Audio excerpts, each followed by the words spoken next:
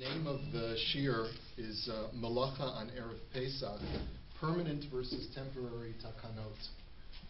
And what, as you'll see, becomes clear. I was just starting to do just a little digging on the minhag of not working on Erev Pesach, which is not a minhag. It's only a minhag the first half of the day. It's halacha the second half of the day. And when you do a little digging, you discover that this actually has certain important yesodos in halacha as far as what the origin of why we're not allowed to work on Erev Pesach, what the basis is, and it translates into a really kloliistic concept, a general concept. Okay, so we saw this Mishnah a couple weeks ago. The Mishnah we saw was Makom shenagu lasos malacha ba'arvei psachim ad chatzos osin, Makom shenagu shelo lasos ein osin. That it depends on where you live. The Mishnah takes it as a given that you're not allowed to work from chatzos and onwards. And then, as far as what you're supposed to do from the morning until chatzos, that depends on the minhag of where you live. Some places have a minhag to work in the morning, and some places have a minhag not to work. And a person has to conform to the minhag of where he lives. The Mishnah talks about if you're visiting another place, you have to conform to the place where you're visiting. And you have to also take the chumrah of where you come from if you're visiting. But if we take a look at Rashi, Makom shenagu, a place where there's a minhag to work until chatzos, and if there's a minhag shelo lasos, Rashi says, why would people not work in the morning? So Rashi says, kidei shelo yehi tarud b'melacha, v'yishkach bi'or chemso. The reason is because a person, if he even works in the first half of the day, he might get carried away with work, and he's going to forget to burn his chametz. Ushchitas ha-Pesach, he'll forget to shecht his korban Pesach. V'tikun matzah l'tzarech halayla, he'll forget to prepare his matzah, because as we've learned in the past, there's a mitzvah of baking matzah on Erev Pesach. The mitzvah litroach mi ba'od yom k'dei lahasev maher, because after all, there's a mitzvah to have everything prepared for the night of the Seder, so that you'll be able to recline and begin your Seder immediately.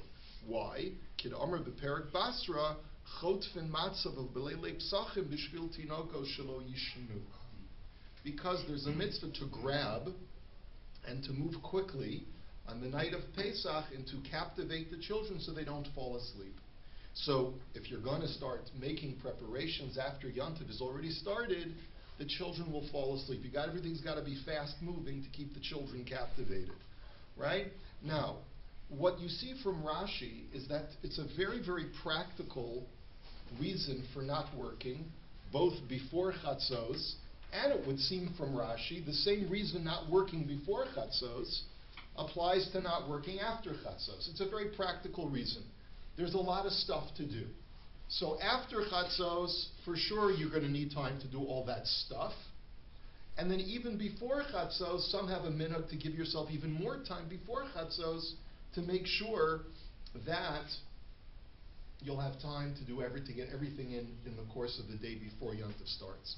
It would seem that that's the simple way to learn Rashi. But now if we take a look at Tosfos on that very same Mishnah, we're going to learn something from the Yerushalmi. It's actually very interesting. There's recently read a study of which Rishonim knew about Talmud Yerushalmi and which ones didn't know Talmud Yerushalmi. Tosfos quotes the Yerushalmi quite often, and I think the Rashba quotes the Yerushalmi quite often, but there's a whole series of Rishonim who don't ever quote the Yerushalmi. And so some have concluded that these Rishonim, Yerushalmi was not ubiquitous, it was not well known by everyone. Some communities had it and some communities didn't have it. It's not clear whether Rashi had the Yerushalmi or only maybe portions of the Yerushalmi. Is it possible that they just didn't hold by it as well, and so therefore didn't use it as a makor? It's possible. If you remember, we learned a little bit about the reason why today we use the Bavli over the Yerushalmi. Anyway, Tosfos says, Makom shenahagu, Omer ri b'shem riva demefarish b'Yerushalmi. My shna arvei psachim misha'ar yom tov. Why is Erev Pesach different from, why is this Erev Yom Tov different from all other Erev Yom Tovs? Why is it that on Erev Sukkot, for example, where there's a lot of stuff to do also, I don't have this requirement to stop work in the middle of the day from Chatzos onwards, and even some places have a minhag the whole day. Mishum dizman ha-Pesach mechatzos ve'elach, va'af yochid ka'omar. So he says the reason is because the time for bringing the Korban Pesach is from Chatzos and onwards. That's what he means for Mishum Dizman HaPesach. Zman HaPesach means the time for bringing my Korban Pesach offering. I don't bring the Korban Pesach offering in temple times on Pesach. I bring it on Erev Pesach, and I eat the meat of the Korban that I offered on Erev Pesach. I eat it the night of the Seder. Correct? So when is the proper time to bring the Korban Pesach? Any time from Chatzos and onwards. Va'af yachid ka'amar hasam, b'shar yemos hashana b'yom shemevi korban asur b'malacha.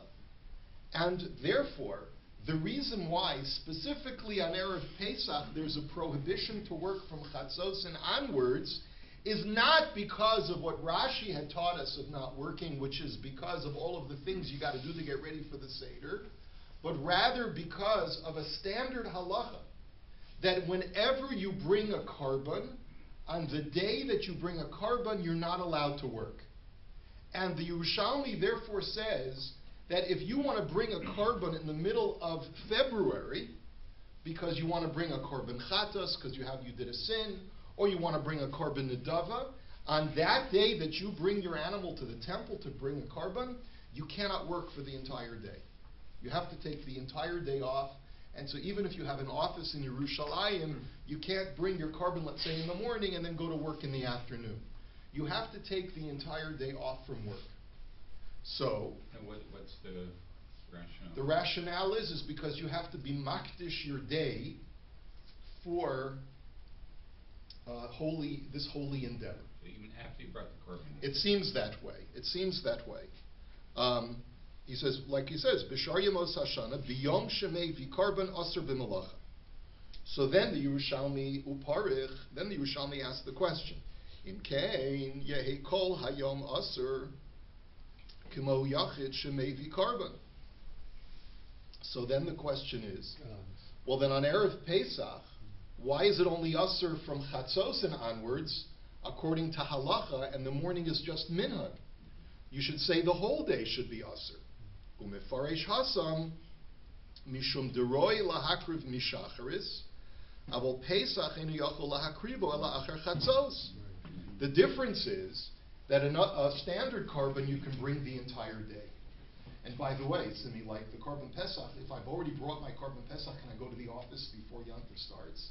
Pashtus is not. Right. Once the rule is made that that's the zman of the korban, I have to set aside that entire zman for the korban. Even after I've brought my korban, I can't work. So that's the difference, because you can only bring your Korban Pesach from Chatzos and onwards. So the zman of the korban is from that time period, and that's when you're not allowed to work. We learned that out from a pasuk. Uparach imkein. So then the Yerushalmi asks another question. Yerushalmi asks, Korban tamid shehu lechol Yisrael v'karev b'chol yom yehei b'chol yom asur b'malacha. So the Gemara asks a very interesting question. I shouldn't be allowed to work any day out of the year, because any day out of the year, every single day of the 365 days of the year, the Korban tamid is brought on my behalf. So if there's a rule that whenever I'm bringing a korban, I'm not allowed to work, so the korban tamid is partially mine. I shouldn't be allowed to work. So someone tells you, for religious reasons, I can't work today, so they can point to the Yerushalmi. Say, I can't work any day, right? Try to get a job. Korban tamid is classified as a korban tzibur. It's true. It's true. The question is, what is the status of Korban Pesach? That's an interesting question. So you want to maybe make a chiluk between a Korban Tzibur and a Korban Yachid. Is that what the Yerushalmi answers? Let's see. That's not what the Yerushalmi answers. The Yerushalmi answers, Umeshani, Shaini Tamid, Shahatorah Hotzia Min Haklal. A Korban Tamid, you have to say, is not a reason to be exempt from working, Because the Torah explicitly allows for working on days when you bring a korban tamid. You want to know how I know this? Because it says in the Torah you have to gather in your grain. We say that in Kriya Shema. V'im kol Yisrael yoshvemu b'teilim mi yesof lahem dagan. And if all of Israel are not working because their karbanos are being brought, who's going to gather the grain? Which is very interesting because there's so much you can do to analyze that one line. There's so much analysis that shaykh in that one line. Because the Gemara answers that question. The Gemara says that V'zman she Yisrael osir etzonu shel makom, acherim osim malachtam, that other people will take care of their work, and other people will gather their grain in. So, and I think, who is it? Rabbi Shimon Bar Yochai, who had that hashkafa. He had that, it was Rabbi Shmuel versus Rabbi Shimon Bar Yochai. Harbe asuk Rabbi Shmuel v'alu b'yadin, harbe asuk Rabbi Shimon v'lo alu b'yadin, right? So, but the Gemara says, and also the Meforshim ask other questions, like, for example, why did you have to bring the pasuk from V'yasafta diganecha? Why not bring the pasuk from Sheishes Shamim Ta'avod V'ayom Hashvi Tishbos? That 6 days you shall work, and on the 7th day you shall rest. Okay, so there's a lot of issues here, but so we won't be able to cover everything tonight. But it's a very fascinating idea that the Yerushalmi brings. That's the reason why I have a heter to work on every other day of the year, because even though my korban is being brought, and I'm represented in the korban tamid, but the Torah makes a special exception. So, umashma hasam demidiaraisa asurim. But the implication from the Yerushalmi is that this is a biblical law, that I'm not allowed to work when my korban is being brought. And therefore, my korban Pesach, the reason I'm not allowed to work when I'm bringing a korban Pesach is because it's the zman of my korban. Now, up until now, you would say, if this is purely a law that is linked to sacrificial requirements, today we don't bring a korban Pesach. So at best, it would only be a Takanos Chachamim, right? At best, it would only be a Takanos Chachamim. So Tosfos says, or maybe it doesn't apply at all. So Tosfos says, V'nira da'af bizman hazeh deleka hakrava, kevan shenesar az, asur le'olam. He says, it seems to me, says Tosfos, that once it was prohibited to work during the time of bringing a korban, it was permanently prohibited on Erev Pesach to work during the time of the korban Pesach. And that's why Tosfos says that there's an Isser Malacha from Chatzos and onwards absolute, and the only issue is before Chatzos, that's Toloi in the Minhag. Okay? How do we understand? Is he arguing with Rashi? I don't see it necessarily an argument. Okay, Laser, you can speak it out. Go ahead. Rashi might be talking about Before Chatzos. Right. In other words, the example he uses Biur Chametz, which is done before Chatzos. Yeah, but he also brings Ushchita Sapesach. Right. I mean, the question is, which one is he talking about? Tosfos is talking about Achar Chatzos, and he seems to say that for sure after Chatzos. Rashi seems to be saying the Torud, that might even be the whole day. The whole day you're talking. The whole day. That's why my suggestion is that Rashi does seem to be arguing with Tosfos, because if Rashi is only holding that this svara applies in the first half of the day, then you shouldn't have included Shchita Sapesach. You shouldn't have included that. But you have it both ways. In other words, well, what's he? He's saying that some people feel that you need the whole day, because if you even let you start in the morning, you may schlep it out into the day, and you won't get all the work done. Right. So some people feel that half a day is enough. And also the context of this Gemara is only dealing with the first part. Right, but implicit in that Gemara, because the Mishnah doesn't say explicitly Asr la'avod mechatzos ve'elach. It starts off by saying Makom shenagu, which is working with the assumption that Kuli Alma agrees that from mechatzos ve'elach it's Asr. Okay, so you take a look at the Baal HaMor, who's going to directly, Reb Zechariah Halevi, who lives in the 12th century, clearly is disagreeing with Tosfos over here. And he writes, Makom shenagu lasos malacha ba'arvei psachim ad chatzos osin. He says, the minhag where there's the minhag to do malacha on Erev Pesach until chatzos, you're allowed to do. Nira mishnasenu shemei chatzos ulamala eno toloi b'minhag ela aser hu b'chol makom. You see, right, this is the implication of our Mishnah, that from Chatzos and onwards, it's not dependent upon where you live, but it's universally forbidden because that's the halacha. Uperish b'Yerushalmi, eino bedin shetehei asuk b'malachtecha v'korbancha karev, lekach asru lasos melacha. And he quotes the same Yerushalmi as Tosfos. The Yerushalmi says that it's not proper, right, it's not appropriate that you should be working at a time when your carbon is, or the time span when your carbon is meant to be brought. And that's why you cannot work during the time from Chatzos and onwards when it's time to bring your carbon Pesach. Umikan anu lemedim. But from here we learn, by the way, the Baal Hamor doesn't say that it's a din d'oraisa, like Tosfos says. But the Baal Hamor says, but from here we learn, she'ein carbon dino kishar arvei shabbasos ushar arvei yomim tovim b'makom shenoagu. Shebizman hazeh she'ein carbon, that nowadays where there is no carbon, dino kishar arvei shabbos ushar arvei yomim tovim b'makom shenoagu lasos osin lefi aminag. He says now that we don't have a carbon Pesach anymore, then Erev Pesach is no different from any other Erev Yom Tov. Now, we don't paskin this way in the Shulchan Aruch. We paskin in Shulchan Aruch, like Tosfos and like Rashi, that it's and like the Mishnah really implies that michatzos ve'elach no one's allowed to work. But the Baal Hamor is a das yachid, he's a Rishon, and a very serious Rishon, but he says that Erev Pesach is no different from Erev Sukkot, since there's no carbon Pesach today.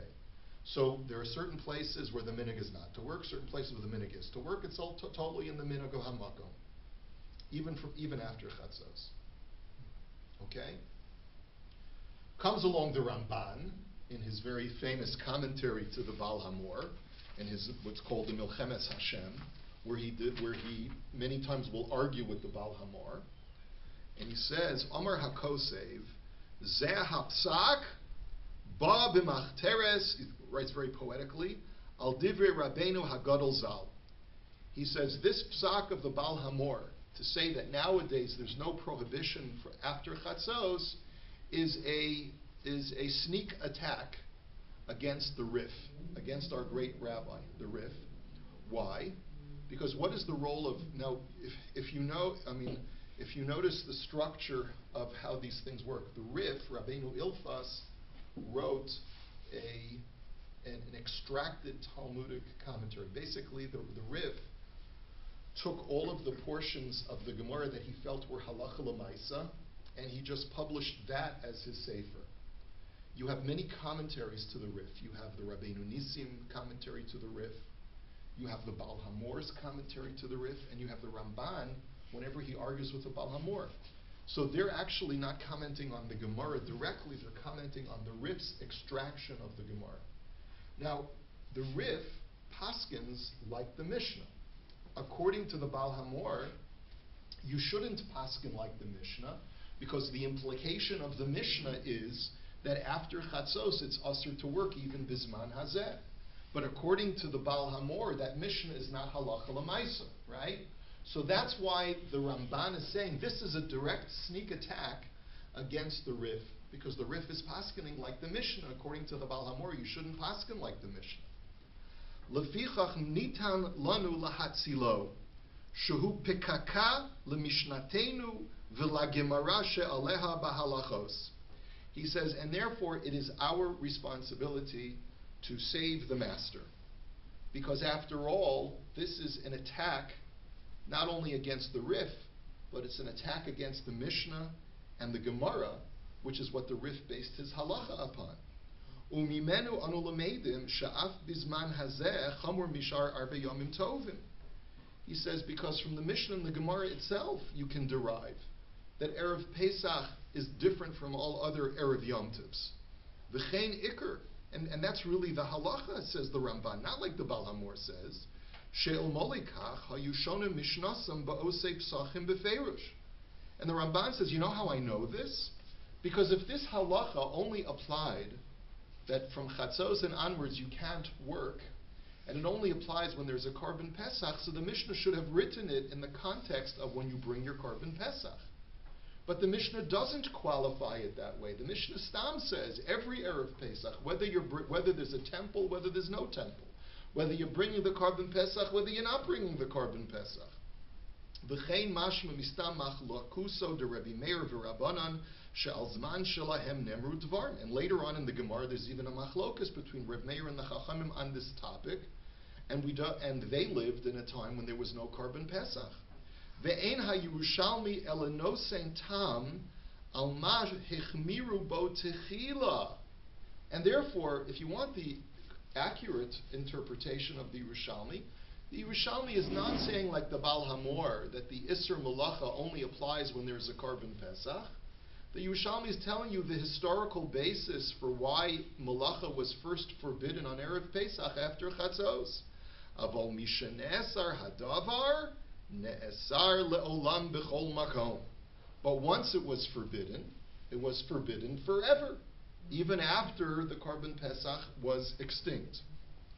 Shafilu nami batel davar lo batla gezera ad shiyamod beisdin viyatir. And this is a very famous principle, right? That when a beisdin makes a takana,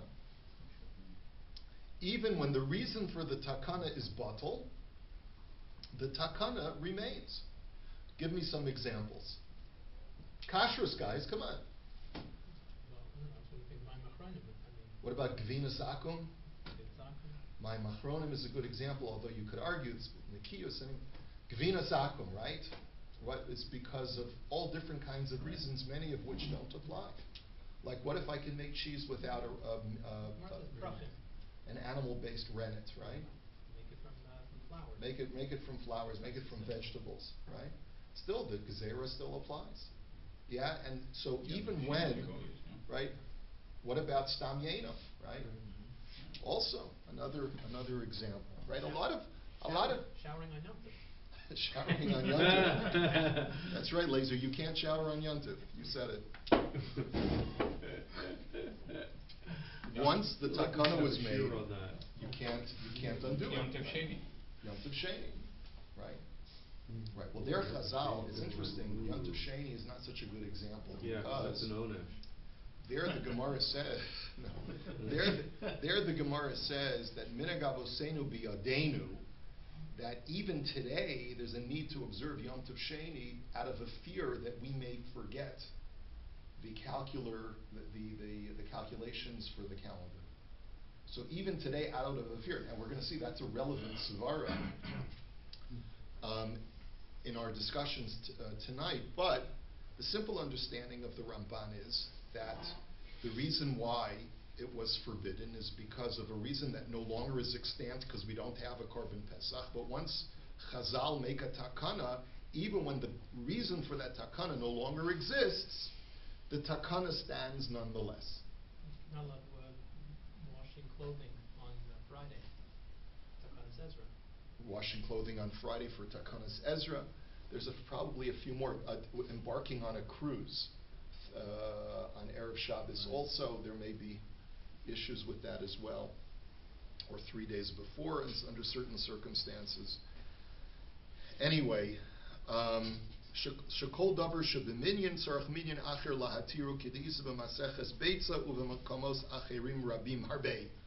He says this is a well-known principle that you can find throughout Shas, that when something is, a takana is instituted by a Sanhedrin, you need a Sanhedrin that's at least of equal stature to remove that takana. But kol shekein bazeh, he says, and it certainly applies by here with the Malacha after Chatzos, he says, Shafiu lahaisa takana l'shem kach, hadavar mahani umoa le'iske matzu umaror. He says, and the Ramban just adds this, like he says, even without the reason of the Korban Pesach, there's still good reason to forbid working on Erev Pesach because there's a lot of stuff to do, right? There's a lot more stuff to do on Erev Pesach than in any other day. So even without the reason of Korban, there's still good reason to still forbid Malacha. Ve'ein Beis Din Rashai Lahatir Davar Sheyesh Bo Nidnud Aveira. And the Beis Din cannot remove something that could potentially cause even a slight risk of sin. Umikol Makom Lo Hutar. And therefore, the bottom line is that Malacha is not permitted after Chatzos like the Baal Hamor was trying to suggest. Vizu Michuvas Harab Zal. And he says, I believe what he means in those words. He says, and I believe, he says, here's a way of refuting the Baal Hamor, which he calls the Rav of blessed memory. Here I can show you, I can even show you proof to refute the Baal Hamor. Because Tzeiurei Masha Amru Ba'arvei Psachim B'Rav Sheshes. Come and see what the Gemara says about Rav Sheshes. I actually have that Gemara for you in source number 8. So if you just want to keep your finger on that source in the Ramban and go to source number 8, it says in the Gemara in Psachim Daf Kuf Ches Amud Aleph, it says Rav Sheshes Have Yosef B'Tanesa Kol Mala Yoma De Pischa. Now this is a different issue. This is not refraining from work. This is fasting. Rav Sheshes used to fast the entire Erev Pesach. Not because of he was a Bechor, but because, you'll see in just a minute. Neima kasavar Rav Sheshes samach lemincha gedola tenan, umishum pischahu. Let us suggest that Rav Sheshes holds that when it says that Arvei Psachim samach lemincha, it means that the zman of refraining from eating is even in the early afternoon. Umishum pischahu, dilma mimshich ve'asi limnuye milimevat pischahu. And the reason why you're not allowed to have any meal, sit down for any meal, is because from mincha gedola and onwards is the time to offer your korban pesach. V'savra la kiha da'amar Rabbi Oshia amar Rabbi Lazar. And furthermore, Rav Sheshes holds that if the Mishnah says that you're not allowed to eat anything once it's time to bring the korban pesach, maybe Rav Sheshes holds like a minority opinion which says machshir haya ben beseira bepesach sheshachto shachris be'arba'as ar lishmo umitzafra zman pischahu. That Rav Sheshes holds like ben beseira, who said that technically a person could bring his korban pesach even in the morning. So therefore, if the Mishnah says you should refrain from eating any time it's time to bring the korban pesach, and if you hold like Ben Beseira, who says that the time for bringing the korban pesach could even be the morning, maybe that's why Rav Sheshes refrained from eating the entire day. Now, because the whole day is fit for bringing the korban pesach. Okay, now we don't have to see the rest of the Gemara. The Gemara rejects that and gives us another reason. However, the Gemara's suggestion that it's possible that the reason why Rav Sheshes did not eat is because the whole day is the Zman of Korban Pesach, and Rav Sheshes holds that whenever it's time to bring the Korban Pesach, you're not allowed to eat, and that's why he didn't eat. This gives rise to the Ramban's argument. Let's go back to the Ramban, and he says, look, what did they say about Rav Sheshes? The Loachal b'malei pischa. Bottom line of our first page of the handout. He says, the Kesavra mishum Pesach, v'lo shahaya Pesach bizmano. But think about it for a second. When did Rav Sheshes live? Rav Sheshes was an Amora. There was no korban Pesach in the times of the Amoraim. This was long after the Churban of the Second Temple. So, mikol makom afilu b'tchilas gezera, nachon hu, he says, but nevertheless, once the gezera was instituted, that you're not allowed to eat when it's time to bring the korban Pesach, if you paskin that Erev Pesach, the entire day is the Zman for the korban Pesach, even when the reason is no longer extant because there's no korban Pesach to bring, the gezera of not eating during the Zman of korban Pesach still applies. And therefore, even if, he says, v'nira lefi gemara seinu, so he says, and therefore, what's the Ramban's argument? If the reason for not working is because of the korban, then the takana of not working is still extant, even if there's no longer a korban Pesach.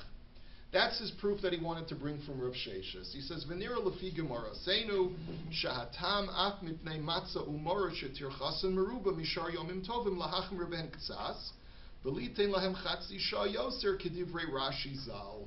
And therefore, he says, and according to our Gemara, it would seem to me that even without the korban Pesach argument, we should also go like Rashi and say that we should not work from chatzos and onwards because of all of the things that we have to do. So even if we hold that you're not allowed to eat from mincha and onwards, which is 6.5 hours, we should also not work from 6 hours and onwards. Right? That's the whole argument of of the Ramban.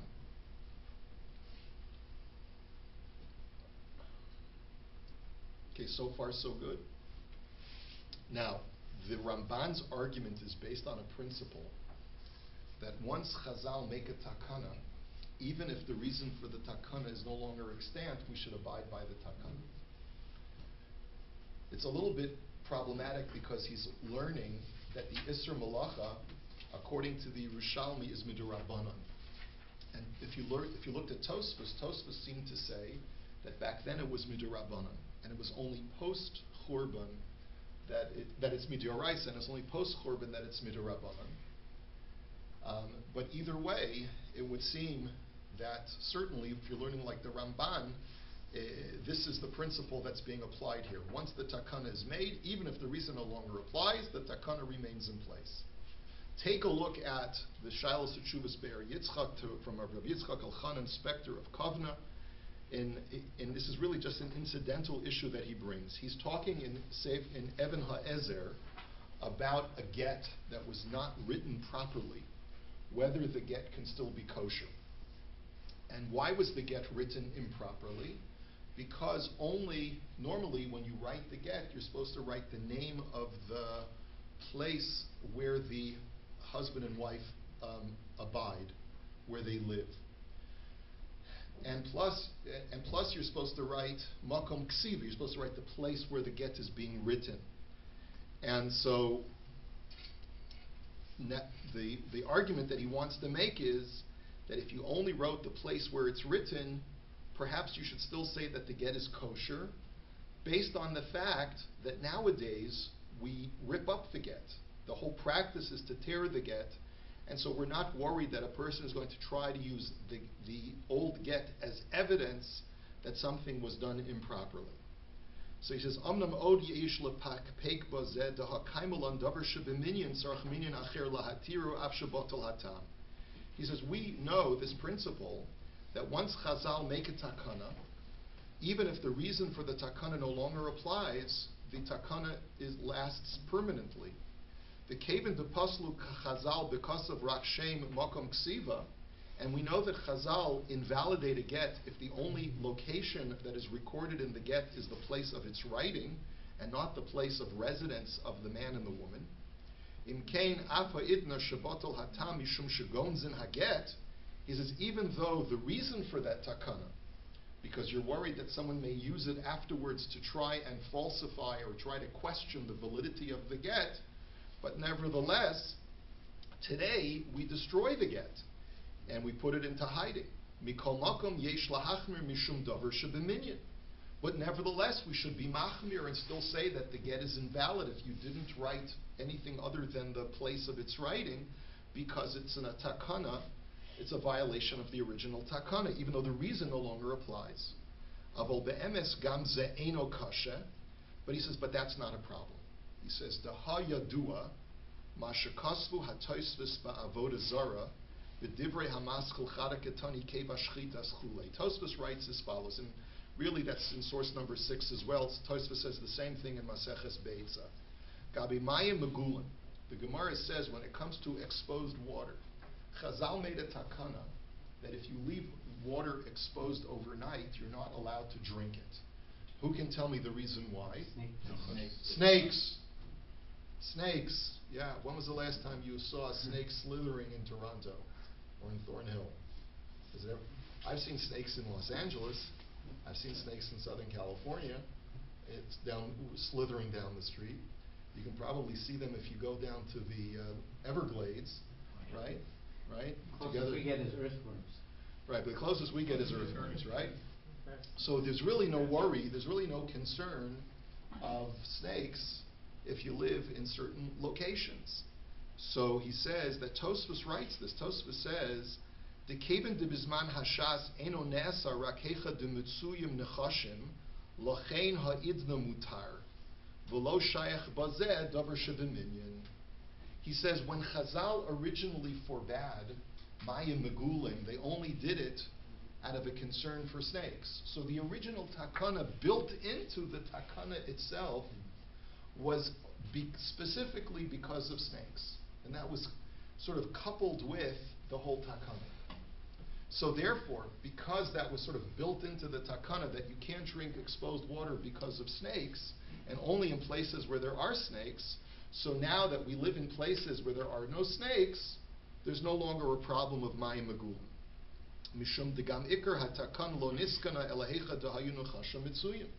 Because since the original takana was limited to where there were snakes, now that there are no snakes and where Jews live in Europe, so you don't have to worry about it anymore. And so Rabbi Yitzchak Elchanan wants to argue that when Chazal made a takana with the concern specifically, sort of appended to that takana, so then once the reason is no longer extant, the takana can be rescinded. So which is interesting because in the case of Gittin, right, you have to say that we're arguing that Chazal knew that the only reason why you have to write the location of where the husband and wife reside is because of a concern that someone's going to try to falsify the get afterwards. But now that that reason is no longer prevalent because we rip up the get, you don't have to worry about that anymore. I'm skipping a few lines from the Chu, but then he says, "V'lechora yesh lahakshos." But there's a difference between the Tosfos in Avodah Zarah and the Tosfos in BAYT. Yeah. In Avodah Zarah, he's talking about there the idea of Gevinas Akum, not just the guy. The reason for Gevinas Akum is because of Nikor, which are the snakes. Right? And BAYT is Mayim Megulim. So. One second. Where do you? I'm just sorry. Where did you see Gevinas Akum? Well, that's the context of that Tosfos. No, the context of the Tosfos over there in Beya is not Gevinas Akum. In Avodah Zarah. Right. In Avodah Zarah. Correct. Right. Keva Shchit is right. But I don't remember. What does Tosfos say as far as the Gevina over there? So, in other words, the Gemara there brings several reasons why Gevinas Akum is Asur. Right. One of them is the Gemara says because of Nikor, because the snakes. Yeah. They right. go into that. So Tosfos says Gevinas Akum is mutter. That's where he gets his idea. That's this right. idea. So the question is that, and we don't paskin like this Tosfos. So we don't. And I mean, v'harayu Gevinas Akum. We're knowing. But that's because. But we respect that. In other words, we don't. But why don't we paskin like the Tosfos? Because we hold that there are other reasons why Gevinas Akum is mutter. Tosfos holds that the reason why is definitively because of that. That's the reason why we don't paskin that way. But the principle is still accepted. Do we keep that principle? We accept the principle. Tosfos says it in BAYT also. He says. There's some of my Megulin. But no, the Sugya over there is talking about Kavura on Yom Tov Sheni. And there the Gemara says that we don't allow Kavura on Yom Tov Sheni Mishum Chabore, because of Gentiles who will see us doing Kavura on Yom Tov Sheni and they're not going to let us take off work on Yom Tov Sheni. So Tosfos says that he says V'hashta b'zman hazeh she'ein chabori mutter ve'ein lomer shetzarach minyan acher lahatera. And he says, and it's in the same genre of Mayim Megulim, that there are times when the reason is so built into the takana that once the reason falls away, the takana falls away too. So we haven't really gotten absolute clarity. There are times when the takana is made, and we know the reason why it was made, but the reason is not so explicitly defined as part of the takana, and therefore even if the reason is no longer extant, the takana stands. And then there are other times, we still have to crystallize the definition, where the reason is so explicitly coupled with the takana that once the reason falls away, the takana falls away. That's all we've seen so far. So now he says, based on this, he says, "V'lichora yesh lahakshos b'tosfos psachim shekasvu, da'af bizman hazeh deleka hakrava, asur la'asos malacha be'erev Pesach, de'kevin shenesar az asur la'olam." So he says, if based on this, we should ask a question on Tosfos. Tosfos says that even nowadays, where we don't have a korban Pesach, it's still asur to do malacha during the time when we can bring a korban Pesach, because once it was forbidden, it's permanently forbidden. Ha-bizman ha-mikdash gam kein lo haya asur rak l'misha haya mevi korban Pesach. So Rav Yitzchak Elchanan's question is, if your principle is that if something had limited prohibition, like for example in the case of the Mayim Megulim, it was only prohibited for people who had snakes in their neighborhood. But if you didn't have snakes in your neighborhood, it wasn't prohibited. Well, if that's the issue, so then look, it was only prohibited to work even in temple times if you were bringing the Korban Pesach. But let's say you weren't bringing the Korban Pesach. There was no prohibition for you to work. So it should be just like the prohibition of Mayim Megulim. Once the reason is no longer extant, because there's no longer a Korban Pesach, we should be allowed to work. Im kain doima lahach de Mayim Megulim hanal. V'dochak lomar dezehu lo shchiach dehachiyuv al kulam lahavi Korban Pesach. He says it's contrived to suggest that in temple times it was very difficult to find people who weren't bringing Korban Pesach. He says, and that's the reason why it applies to everyone. No, he says, V'yoser nira de ikar ha'isser hasam havi mishum gezeri. So therefore, Rabbi Yitzchak Elchanan tells us a big chiddush. He says that the reason why that it was forbidden in temple times to work is a reason that still applies today. Because really is mishum gezera mehera yibana beis hamikdash kedama bereish beitza v'chein kasva tosfos begitten, right, v'ayin be'erevin v'asur lishtos, etc. He brings a whole bunch of different sources. V'vein kon makom laharich. He says the reason why Chazal forbade working is not just because it's a vestige of a takana that the reason no longer applies, but rather the reason still applies today. Out of a concern of maybe the temple will be rebuilt this year, and we're going to have to bring a Korban Pesach this year, and we're going to say last year we worked the whole day, so maybe we won't know what to do this year. So every year when we refrain from work on Erev Pesach, it's out of a zecher for what we did in the Beis Hamikdash. So when the temple is rebuilt, God willing, the temple should be rebuilt before Pesach. And if it is, we won't make the mistake of working after Chatzos, because since our practice has always been not to work after Chatzos, we'll know even this year, when Mashiach comes and he builds the temple, we'll know not to work after Chatzos. So that's the real reason, says Rabbi Yitzchak Elchanan, not because of just a vestige of the original takana whose reason no longer applies. Am I making myself clear? Mm-hmm. It's not that it's a leftover, because if it was only a leftover from a takana whose reason no longer applies, then we should say like Mayim Megulim, that it only applied to a certain time in a certain place, and this too only applies to a certain time in a certain place. And therefore you have to conclude that the reason we don't work from Chatzos and onwards, even though we don't have a Korban Pesach, is because we anticipate this year being the year when we bring a Korban Pesach. We want to remind ourselves what the halacha is.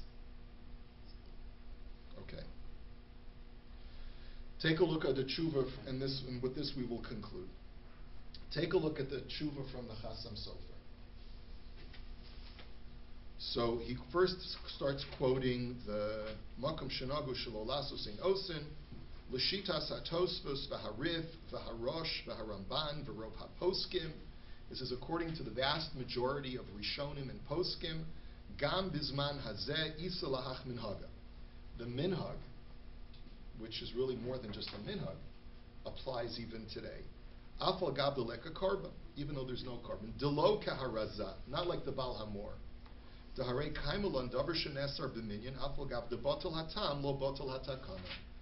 we said, like the Ramban said, that even though the reason no longer applies, the takana is still extant.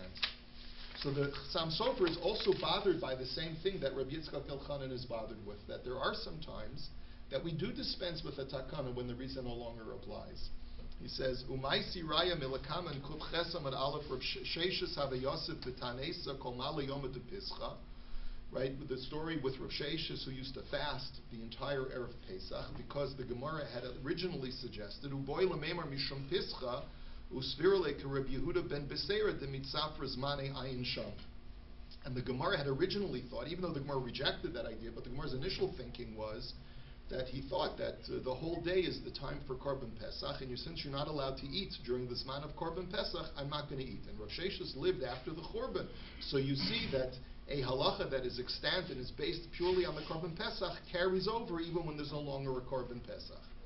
Afal pisha kvar charev habayis b'yomov uleanias daiti rayazu ena machra'as. He says, but in my humble opinion, this is not a valid proof. He says, Lefi Mashakosov Hamogin Avram Simin Tes Sivkat Zayin B'Shem Tshuvas Harash. Now listen to this yesod that the Rush gives us in a tshuva that is quoted by the Magen Avram. And this is also a way of differentiating between one takana and another takana. He says, the davka kishahatam eno yodua lakol, az amrinan kishabatal hatam lo batla hatakana. Masha'en kein betam yadua. That's why I underlined it. It's such an important yesod. Remember, later we were trying to figure out, like, how do we frame the differentiation between different takanas. So the tshuva, the Rush says like this: when the reason is so closely associated with the takana that everyone knows the reason for the takana, that's when we say that when the reason no longer applies, the takana no longer applies.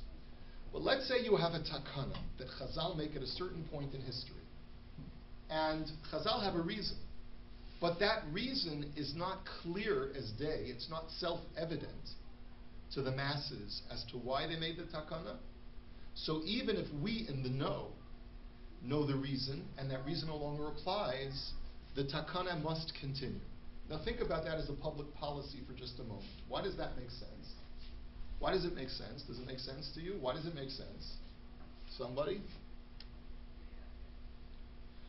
It strengthens the takana. It strengthens the takana, but also looking at it from the negative side. What if today we have a takana in place, and all of a sudden there's a new ruling that takana does not apply? Today it was usher to eat tomatoes. Tomorrow the rabbis came out with a new decree that tomatoes are now permitted. Now nobody knows why all of a sudden yesterday tomatoes were forbidden and now tomatoes are permitted. If no one knew the reason why tomatoes were forbidden in the first place, what's going to happen? A churban will come from this, because people will think, well, the rabbis can indiscriminately just remove rabbinic prohibitions. And therefore they're going to start to abuse all rabbinic law. Well, if today it's okay to eat tomatoes and yesterday it wasn't, well then, I just won't wait 6 hours between milk and meat, or I'll mix chicken and milk now, from now on. Because what difference does it make? All rabbinic law is subject to the whim of the rabbis. And that's the reason why, when a takana was put into place and the reason no longer is extant, sometimes the rabbis will say the takana stands. Because if we remove the takana and people don't clearly understand the reason for the takana in the first place, they're going to just start thinking that this whole thing is a game. Okay? So what do you, how do you delineate? Is it basically when the Chachamim give you the reason built into the takana, then it would be mevatel if the reason no longer applies? So it's still, you have to sort of understand the historical basis of each takana. I mean, let's think about it. Maya Megulim, for example. Maya Megulim, why did the rabbis prohibit Maya Megulim? So it must have been known in the time. There was a problem with snakes. There was a problem with snakes. And people were dying because they were drinking water that had snake venom inserted into it. So it was clear that it was because of snake venom. It was self-evident. Right? But when a tam is not self-evident, which, by the way, later goes back to Gevinas Akum, it's not self-evident because there's so much of machlokas in the Gemara that it's not self-evident why Gevinas Akum is usher. It's actually an interesting proof. The Gemara gives there multiple reasons, right? Right. What does the Gemara say at the end? They waited a year to introduce the takana because they didn't want people to know that it was related to the reason, because otherwise people would make fun and they would say that the rabbis did exactly what the Gemara says. Yeah.